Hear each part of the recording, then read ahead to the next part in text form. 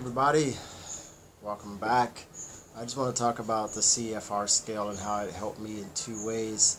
The first being I found out about the CFR scale while trying to learn Italian.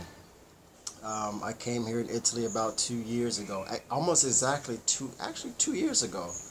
I believe today is the 11th, so exactly 2 years ago. And the first year, I really didn't learn Italian. I didn't have a method. I didn't have any kind of strategy on how to learn.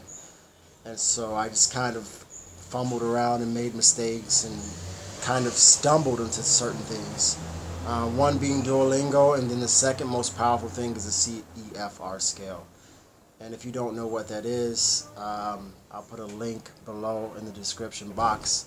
But pretty much it's just different levels in your language learning process. Okay, so you start off at the bottom, A0, and then you go all the way up to C2, which is native level fluency.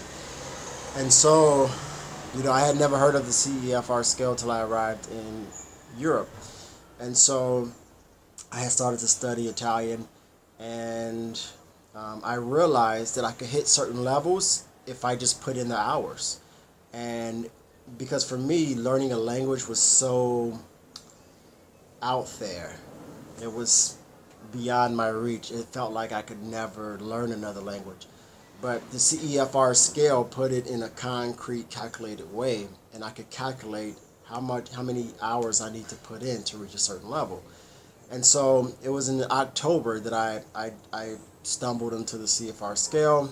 I took a test. I found out I was A2.1, which led me to, I believe that led me to study the CFR scale. And I said, okay, well, I want to get to B1 because B1 is conversational level.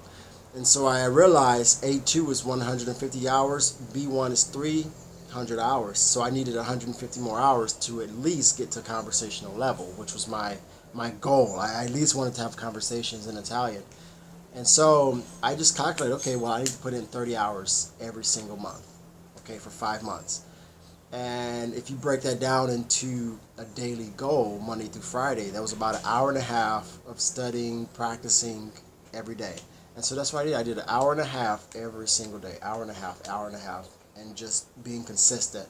And then I arrived at B1 almost 5 months later in March. And so right now I'm about a B1.2. It's July. My goal is to be B2 by September. And so right now I'm putting in about 2 hours every single day. I just started putting in 2 hours. I was doing about an hour and a half. And so I want to get to upper intermediate, which means I'll be able to understand people without much strain and struggle. So it helped me. It helped me to learn. It helped me to calculate how much time I need to put in.